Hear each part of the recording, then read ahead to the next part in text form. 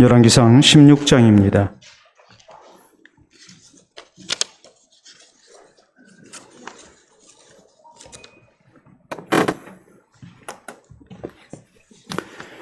열왕기상 16장 1절에서 14절 말씀 교독합니다.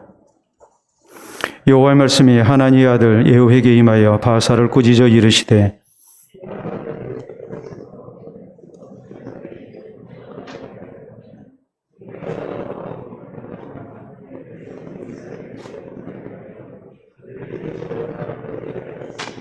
내가 너 바사와 내 집을 쓸어버려 내 집이 느바스 아들 여로보암의 집같이 되게 하리니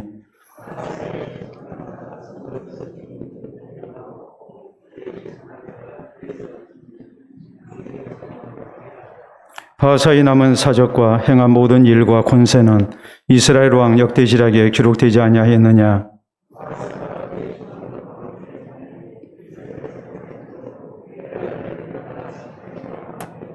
여호와의 말씀이 하나니의 아들 선지자 예후에게도 임하사 바사와 그의 집을 꾸짖으시면 그가 여로보암의 집과 같이 여호와 보시기에 모든 악을 행하며 그의 손의 행위로 여호와를 노엽게 하였음이며 또 그의 집을 쳤음이더라.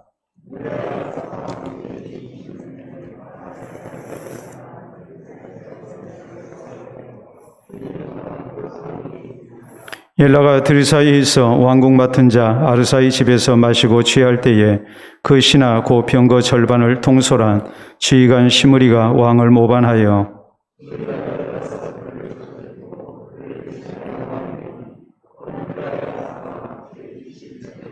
시므리가 왕이 되어 왕위에 오를 때에 바사의 온 집안 사람들을 죽이되 남자는 그의 친족이든지 그의 친구든지 한 사람도 남기지 아니하고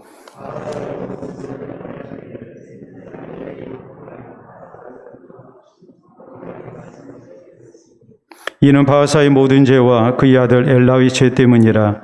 그들이 범죄하고 또 이스라엘에게 범죄하게 하여 그들의 헛된 것들로 이스라엘의 하나님 여호와를 노하시게 하였더라.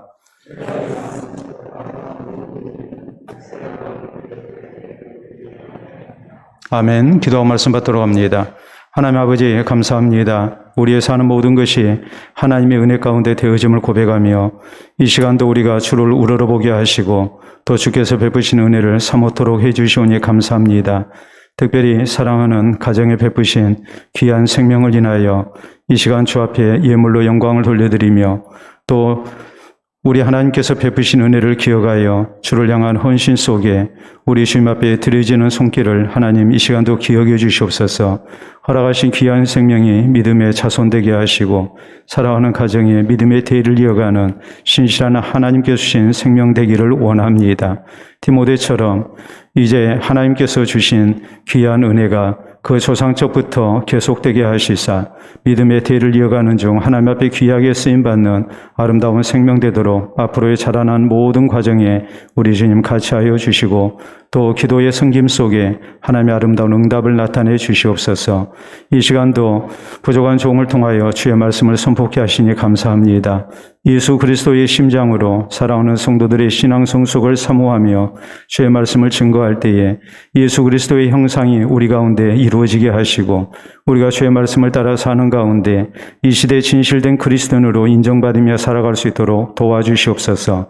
예수님 이름으로 기도하옵나이다. 아멘. 오늘 열왕기상 강해 43번째 시간입니다.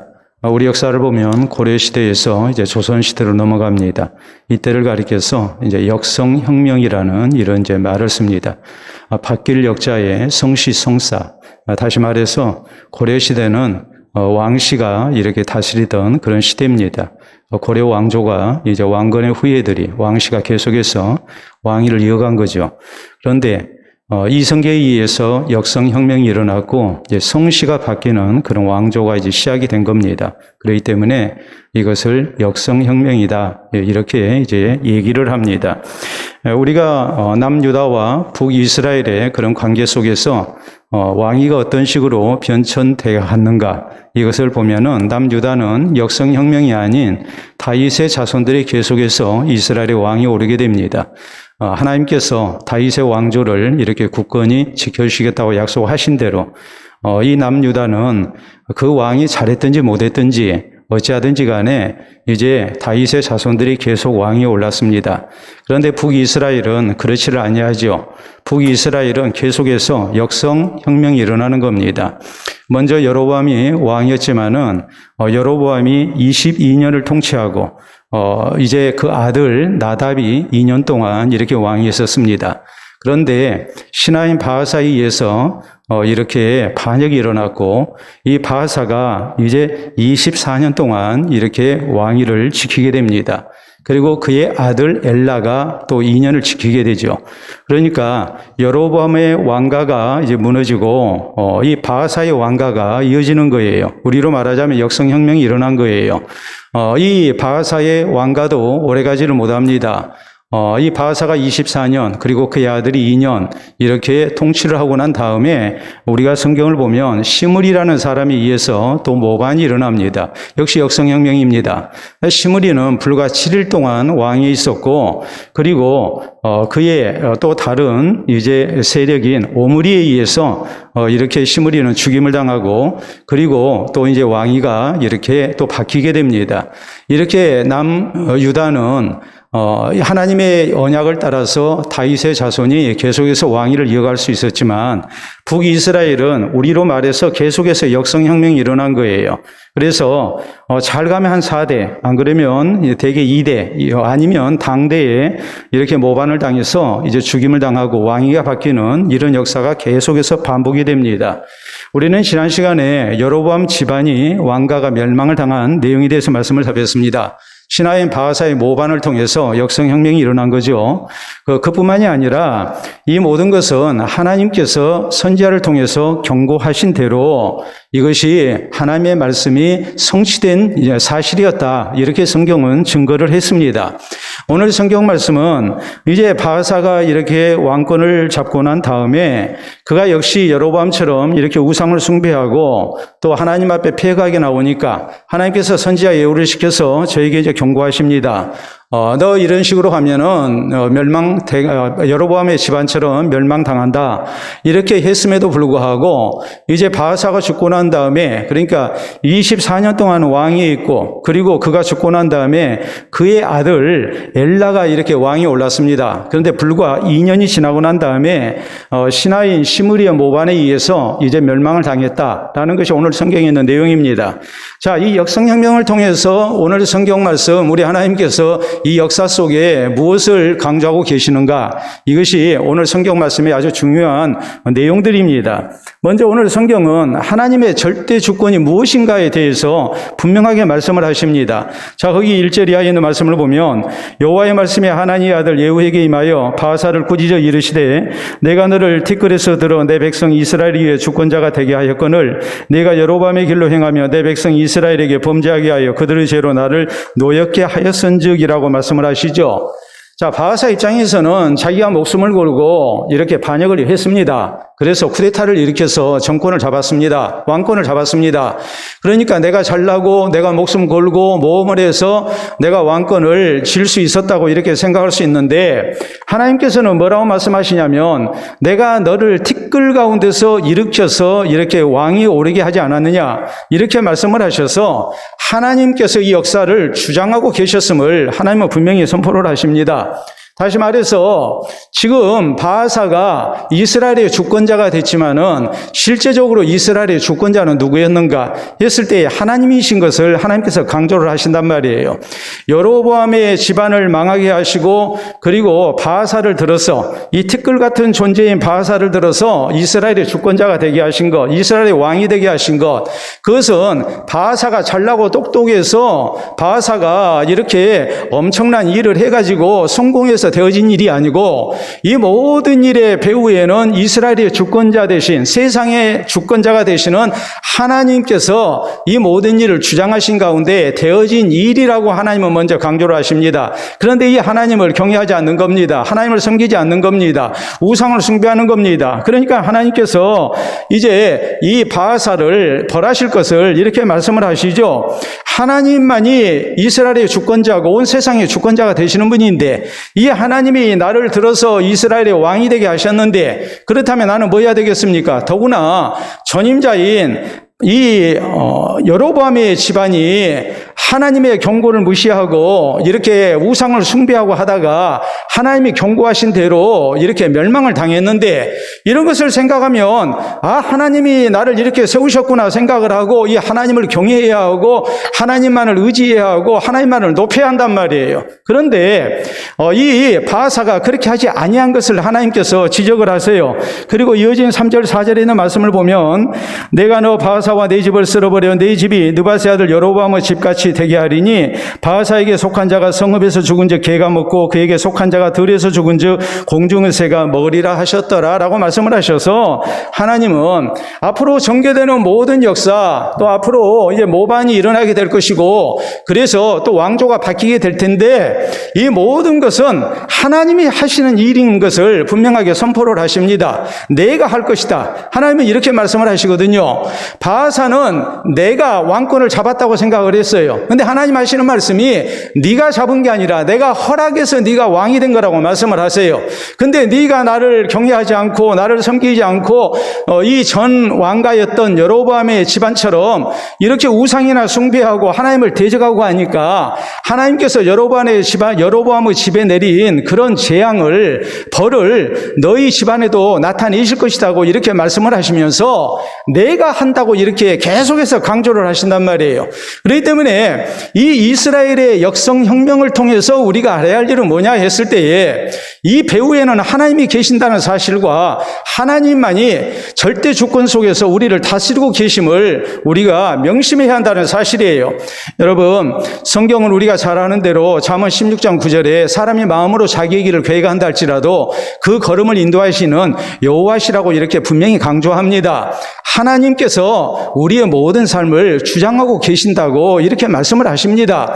분명히 내 수고가 있었습니다. 내 계획도 있었고 내 노력도 있었습니다. 그렇지만은 이런 모든 것은 하나님의 주권 속에서 이루어지는 일이라고 말씀을 하시지 하나님 없이 우리 힘으로 내 노력으로 다 내가 뜻하는 대로 되어지는 것이 아니라고 하나님은 분명하게 성경을 통해서 우리에게 강조를 하신단 말이에요. 그렇기 때문에 우리가 역대상 10장 13절 14절에 보면 이스라엘의 초대 왕과 두 번째 초대 왕인 사울과 두 번째 왕인 다윗이 이렇게 이 왕위가 바뀌게 되는 그 과정을 성경이 뭐라고 말씀하십니까? 사울이 죽은 것은 여호와께 범죄했기 때문이라 저가 여호와의 말씀을 지키지 아니하고 또 신접한 자에게 가르치기를 청하고 여호와께 묻지 아니하였으므로 여호와께서 그를 죽이시고 그의 나라를 이새의 아들 다윗에게 돌리셨더라 넘기셨더라라고 이렇게 말씀을 합니다. 하나님께서 넘겨주신 겁니다. 그것이 다윗이 이스라엘 나라를 스스로 얻은 게 아니라고 말씀합니다. 사울이 자기 아들 요나단에게 왕위를 넘기기를 원했지만 그게 뜻대로 안 됩니다. 왜냐하면 하나님의 뜻이 아니었기 때문에 그렇습니다. 철저하게 성경은 하나님께서 역사의 주인 되신 것을 말씀하고 또 이 하나님께서 우리의 모든 삶의 주인 되신 것을 분명하게 말씀을 하십니다. 에레미야서 1장 10절에 보면 하나님께서 에레미야를 세우십니다.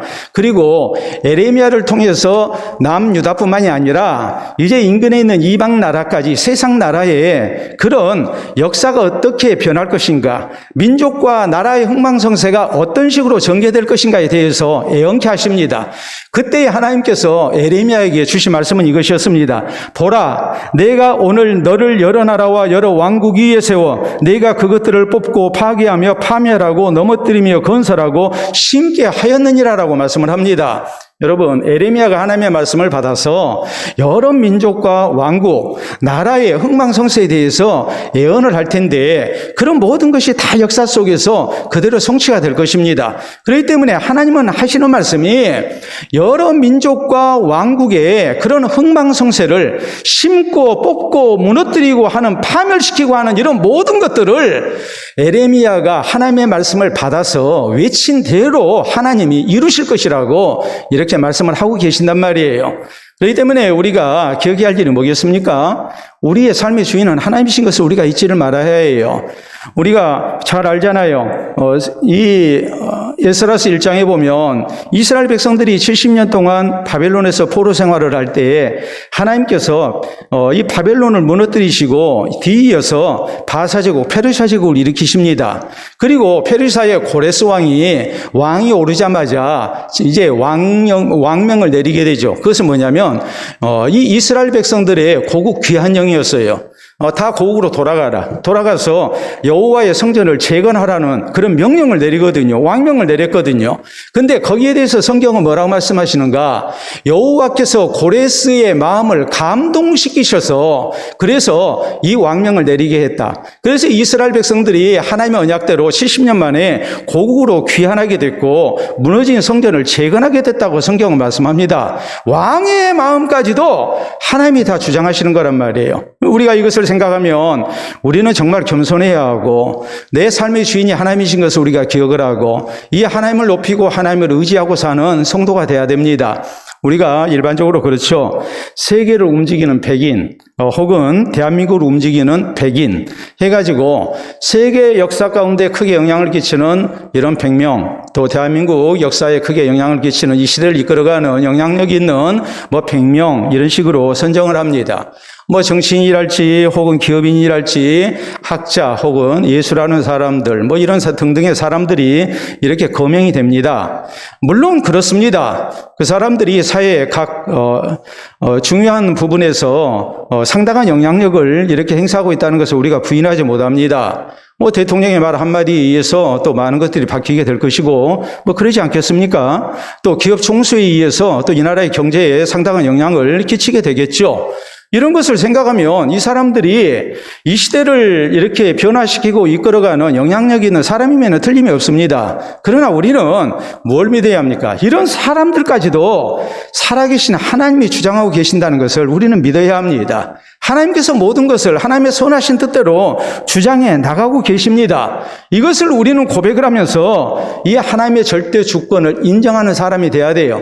무엇보다도 내 삶 속에서 하나님의 절대 주권을 인정을 해야 해요.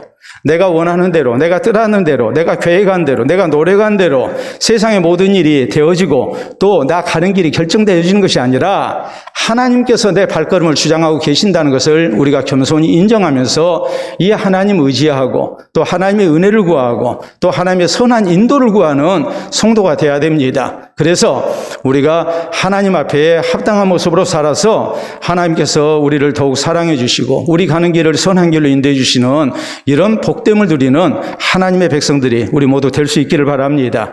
다음으로 오늘 성경 속에 이 역성혁명 속에서 일어나는 또 하나 중요한 교훈이 있어요. 그 뭐냐면 왜 역성혁명이 일어났는가? 왜 하나님이 이것을 허락하셨는가라는 거예요. 그것은 저희가 하나님의 경고를 무시하고 말을 듣지 않았기 때문에 그래서 결국 이런 반역의 역사가 반복되고 있음을 성경은 말씀하십니다. 자, 5절 이하에 있는 말씀 잠깐 보도록 합니다.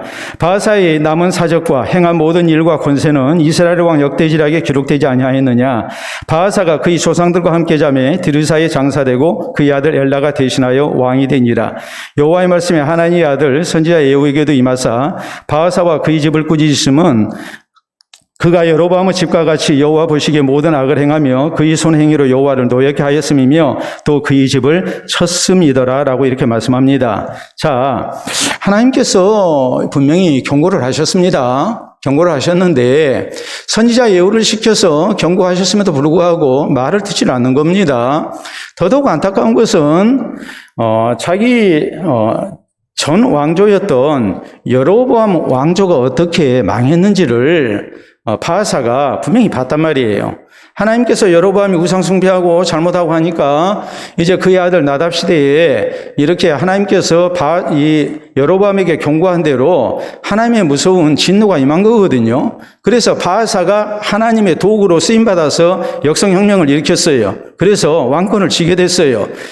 그리고 하나님께서 선지자 예후를 시켜서 바하사에게 경고를 하셨어요. 너 여로보암처럼 하면 안 된다. 너 여로보암처럼 이렇게 우상 숭배하고 그러면 하나님이 이스라엘의 절대 주권자고 하나님에 의해서 네가 이스라엘의 왕이 됐는데 그것을 잊어버리고 여로보암처럼 우상이나 숭배하고 하나님 대적하고 이러면 너도 여로보암의 집과 똑같이 된다. 이렇게 하나님께서 경고를 하셨거든요. 했거든요. 그런데 그 경고를 듣지 아니한 거예요.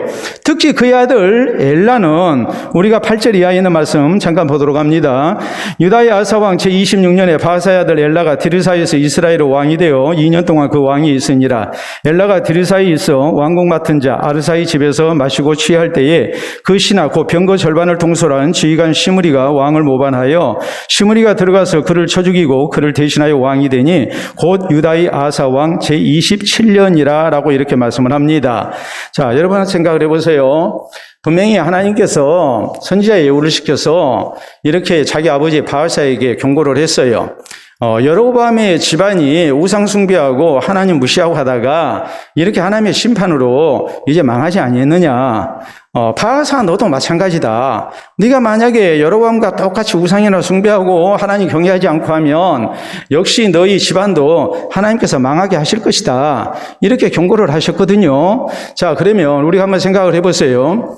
여로보암 같은 사람은 22년 동안 왕이 있었습니다. 근데 그의 아들 나답이 왕이 오르고 난 다음에 2년 만에 바하사가 반역을 일으켰거든요. 그래서 바하사가 왕권을 쥐었어요. 자, 바하사가 22년 동안 또 왕이 있었습니다. 그리고 그가 죽고 그 아들 엘라가 왕이 올랐어요. 그러면 아들 엘라 입장에서 어떤 생각을 해야 할까요? 전에 여로보암이 이렇게 22년 동안 왕위에 있다가 그 아들 나답 때 2년 만에 이렇게 하나님의 심판으로 우리 아버지가 이렇게 모반을 해서 그래서 왕권을 이렇게 잡게 됐다. 이 나답을 죽이고 이제 왕이 올랐단 말이에요. 그런데 하나님께서 선지자를 시켜서 이제 경고를 하셨어요. 경고를 하셨으면 그리고 우리 아버지가 24년 동안 왕이 있었어요. 그리고 내가 왕이 올랐어요. 그러면 뭐 해야 되겠습니까? 우리 아버지 때는 그냥 넘어갔다 할지라도 내 대에 혹시라도 하나님께서 우리 아버지에게 경고하신 그런 심판이 우리 집안에 임하지 아니할까 이런 생각을 해야 하거든요. 더구나 자기 아버지 바하사는 이 나답의 신하였어요.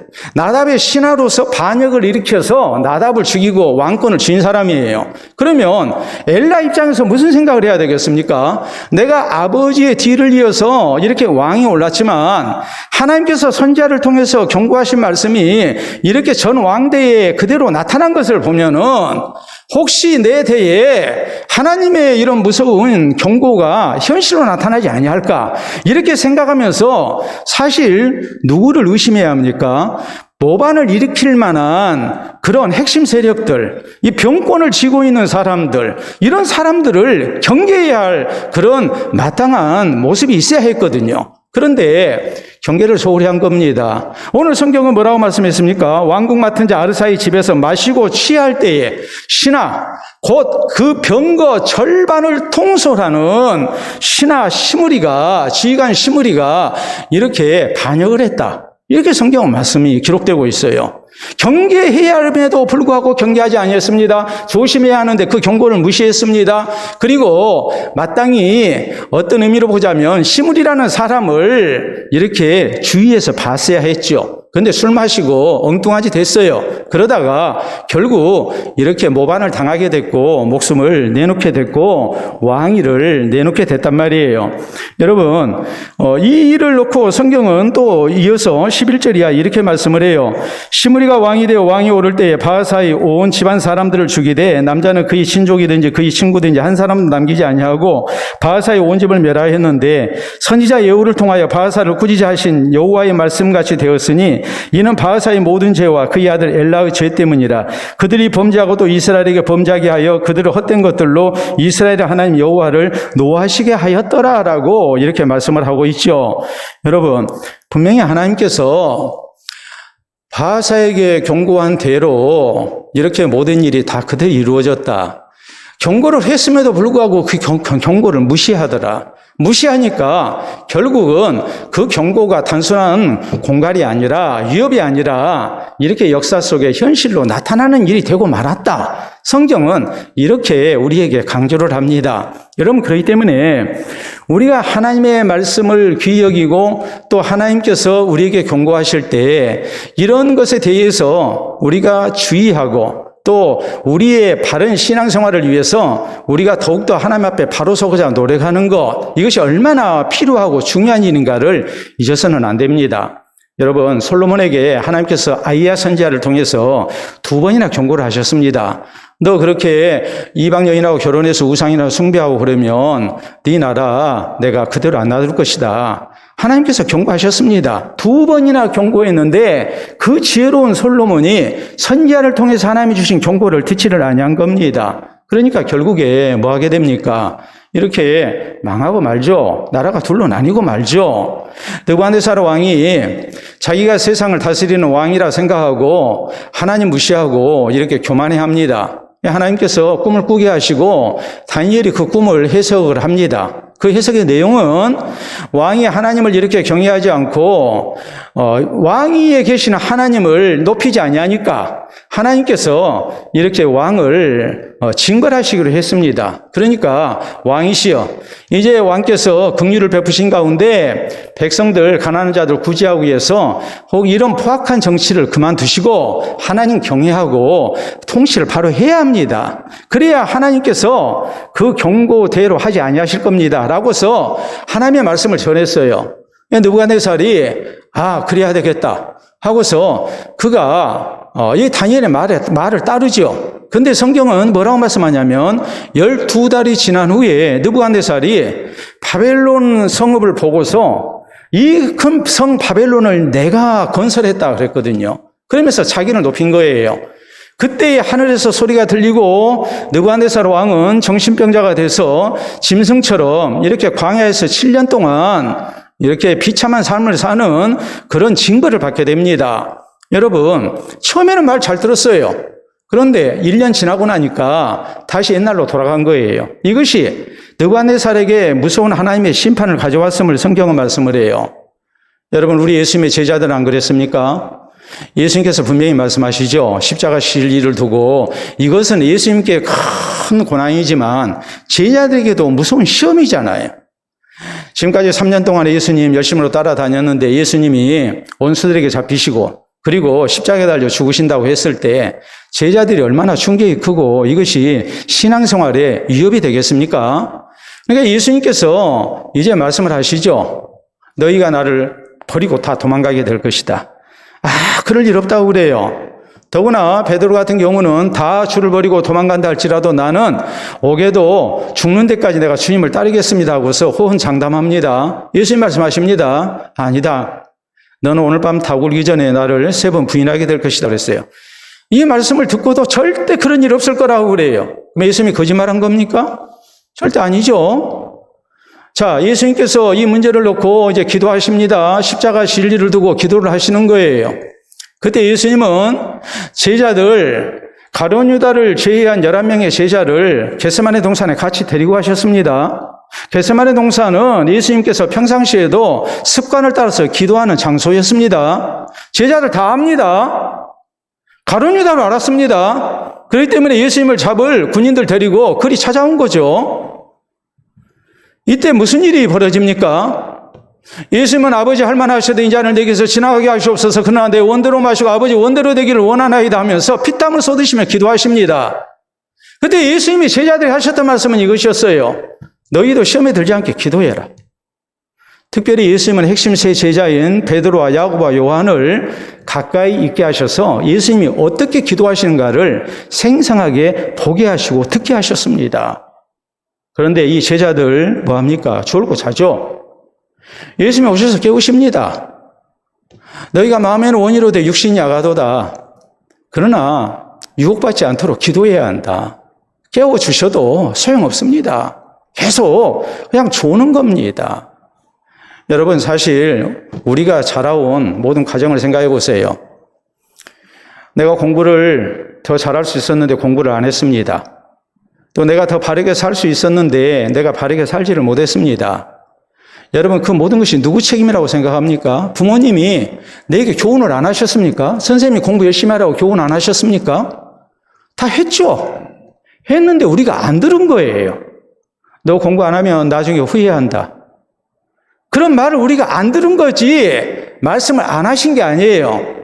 경고가 있었는데 그걸 안 들었단 말이에요. 안 들으니까 그 결과를 우리가 오늘 책임지고 있는 거예요. 예수님의 제자들 역시 마찬가지예요. 우리 주님께서 경고하셨는데 그 경고를 무시한 겁니다. 무시한 대가가, 결과가 어떤 모습으로 나타나는가? 그건 다름 아니고 예수님 부인하는 모습으로 나타나죠. 내 마음은 그거 아니었지만, 나는 예수님 부인할 생각 전혀 없었지만 막상 그 상황이 되고 그 현실이 주어지니까 예수님 부인하고 말고 부인하고 말죠. 도망가죠. 경고를 소홀히 들었을 때 그렇게 된 거예요. 우리가 뇌졸중 전조 증상이라는 말을 많이 듣습니다. 뇌졸중이 어느 날 갑자기 옵니까? 다음에 전조 증상이 있습니까? 심장병도 마찬가지죠. 협심증이랄지 심근경색이랄지 이런 것들이 갑자기 오는 게 아니에요. 다 전조 증상이라는 게 있어요. 전조 증상이 뭐겠습니까? 발작의 시작을 나타내거나 발작이 일어나기에 앞서서 나타나는 특징적인 현상을 전조 현상이라고 말을 하거든요. 예를 들어서 편측마비, 반신마비, 편마비라고 그러죠.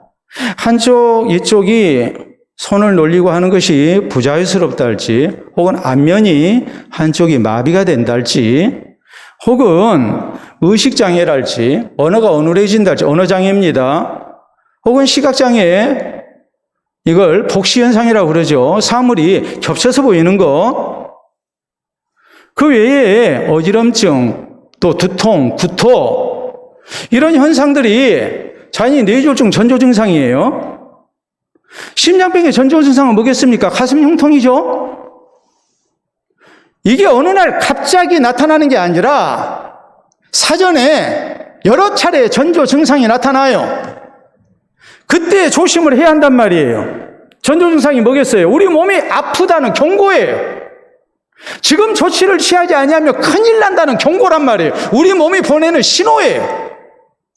근데 그것을 무시하게 되면 정말 큰일을 당하게 되는 거예요. 뇌졸중에 걸립니다. 혹은 뇌출혈을 당하게 됩니다. 혹은 심근경색으로 갑자기 세상을 뜰 수도 있습니다.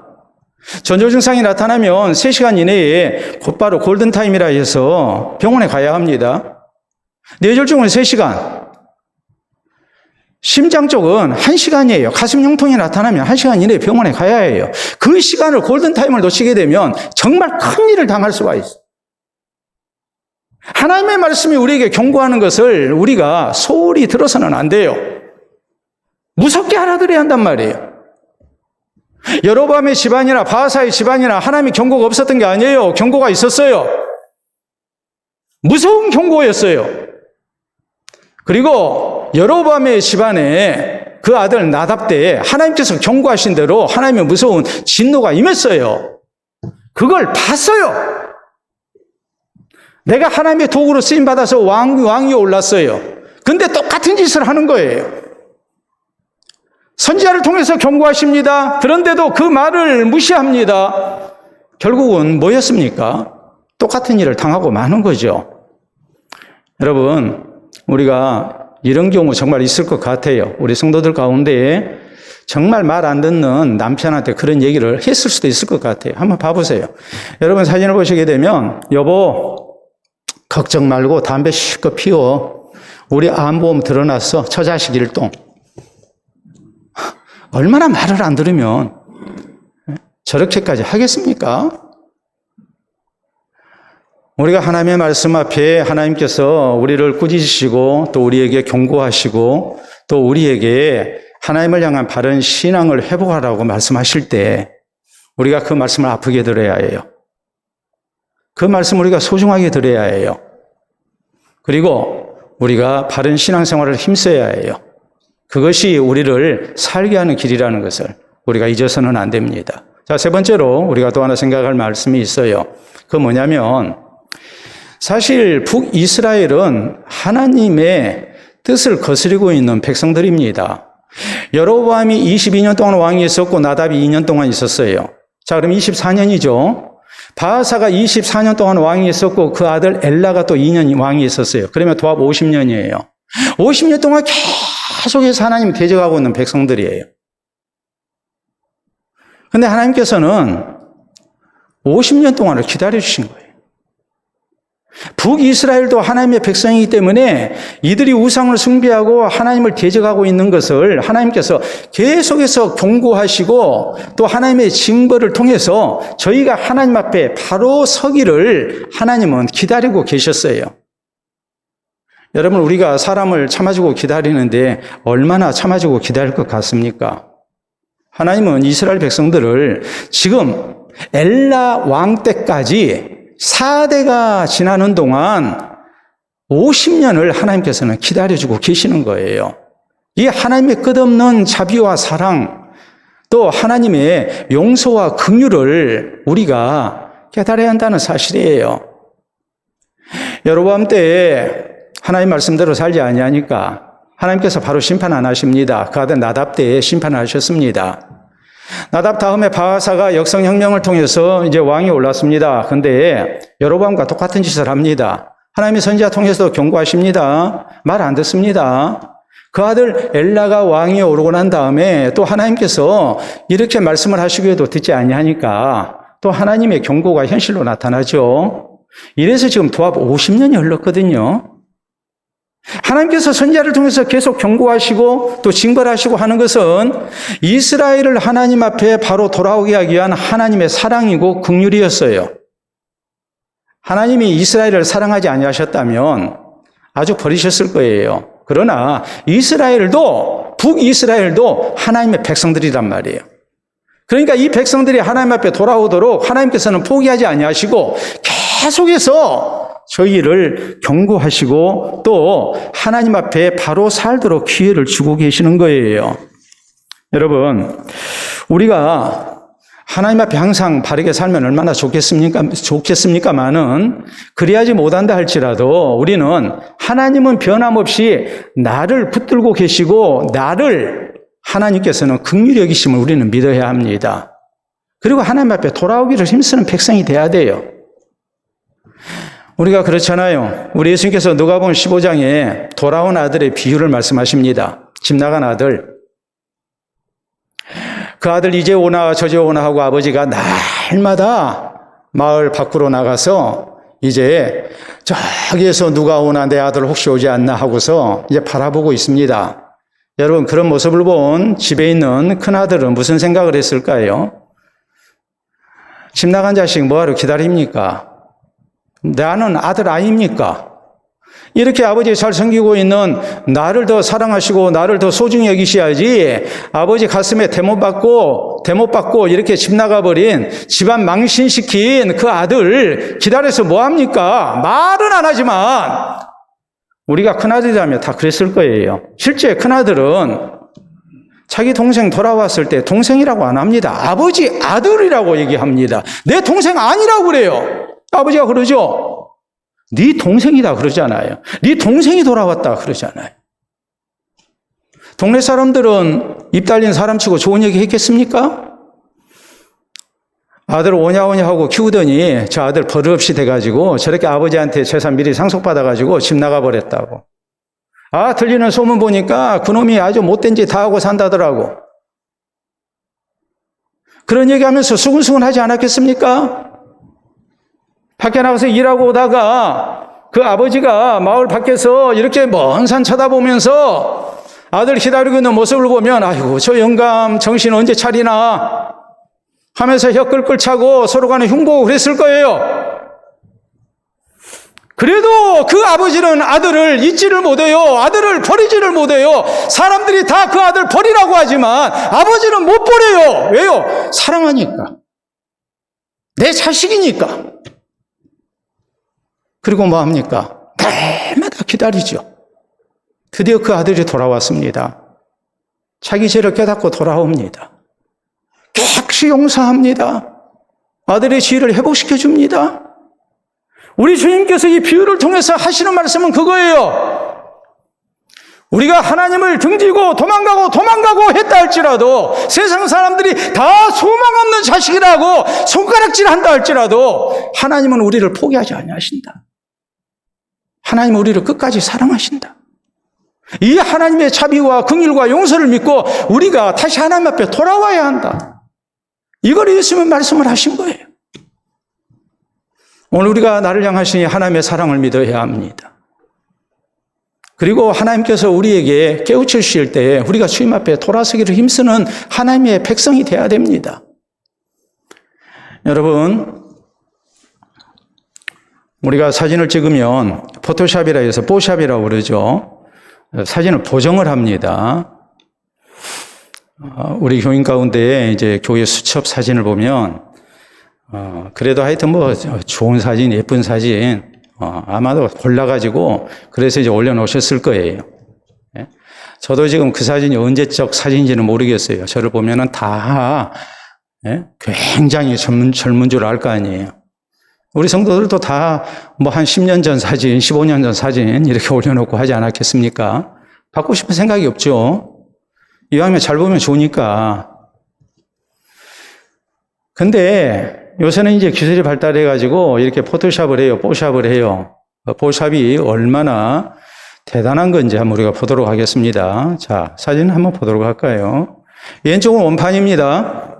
오른쪽은 뽀샵이에요. 오른쪽은 배우는 쩌리가 할 정도로 저렇게 뽀샵을 한 겁니다. 보정을 한 거예요. 다음 사진을 보시게 되면, 보세요. 저렇게 뽀샵을 하거든요. 다 그냥 예쁘게 저렇게 해주잖아요. 또 본인이 하기도 하고. 다음 사진. 눈도 키우고, 그냥 뭐 다 예쁘게. 저 사람이 배운가 싶을 정도로. 근데 또 다음 사진, 남자만 그런 게 아니라 여자도 보세요. 사진 보고 속으면 안 됩니다. 저렇게 뽀샵을 하니까. 다음 사진 볼까요? 왼쪽이 원판인데 오른쪽은 저렇게 바뀌어버립니다. 또 다음 사진 보시게 되면 할 말이 없습니다. 워낙 대단해서. 근데 저 정도만 한 게 아니라 또 이렇게 재밌게 뽀샵도 합니다. 자, 우리가 사랑하는 신사임당 5만 원짜리. 옛날 사진은 저렇게 달덩이처럼 볼에가 살이 많고 해야 미인이라고 그랬어요.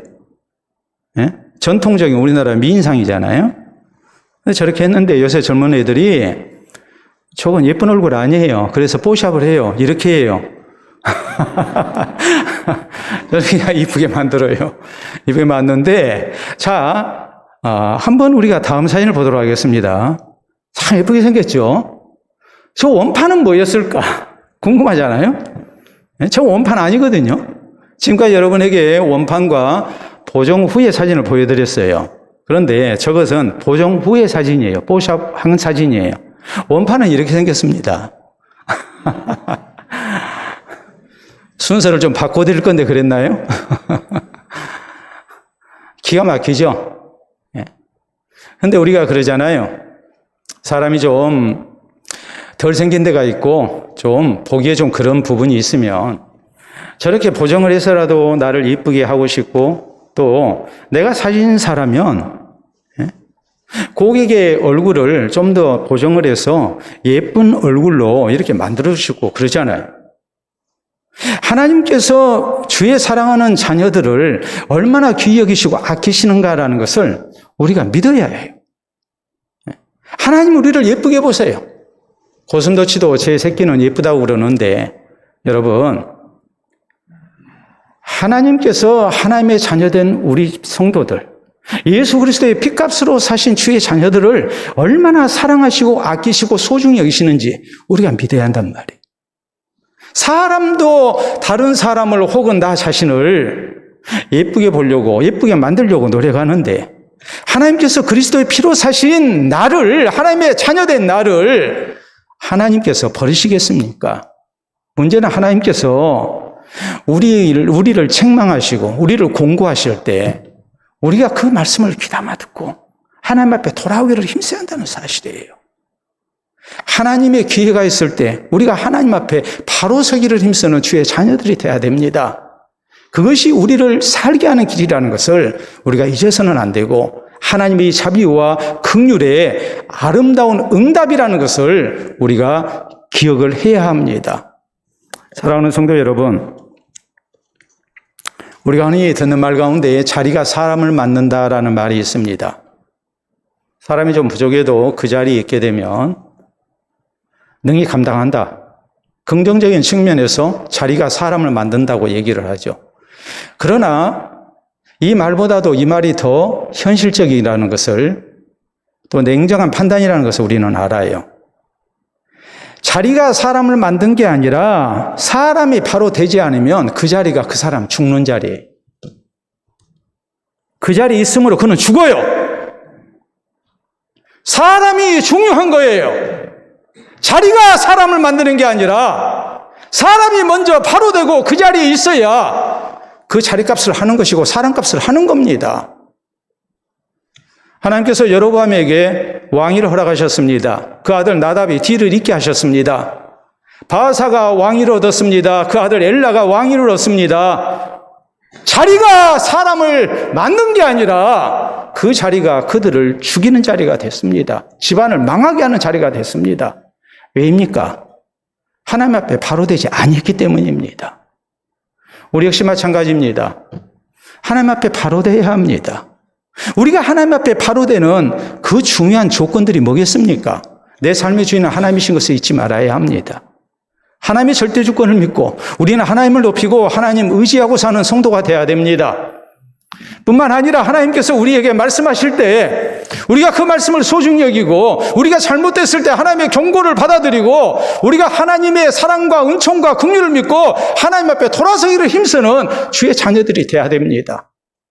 그럴 때 우리가 하나님 앞에 바로 된 주의 자녀가 될 수 있고, 그럴 때 하나님께서 우리 가는 길을 지키시고 선한 길로 인도하시는 가운데 또 한 시대 하나님 앞에 귀하게 쓰임받는 하나님의 사람들이 되게 하십니다. 오늘 주신 말씀을 통해서 우리가 더욱더 하나님 앞에 합당한 하나님의 자녀로 서기를 힘쓸 수 있기를 바랍니다. 그래서 우리 주께서 참으로 우리의 모든 삶 속에 강한 손으로 우리를 붙드시고 또 하나님의 선한 도구로 우리를 쓰시는 아름다운 은혜를 우리 모두가 허락받을 수 있기를 바랍니다. 우리 함께 기도합니다. 오늘 하나님 앞에 나의 모습은 어떤 모습인지 우리 자신을 다시 한번 돌아봅니다. 내 삶의 주인 되신 하나님, 나를 포기하지 아니하시고 하나님의 자비와 긍휼 속에 늘 깨우쳐 주시고 또 권면하시고 또 경고하시는 하나님의 말씀, 우리가 소중히 들으면서 이후로 더욱더 하나님 앞에 합당한 모습으로 살아갈 것을 우리가 다짐할 수 있기를 바랍니다. 기도합니다.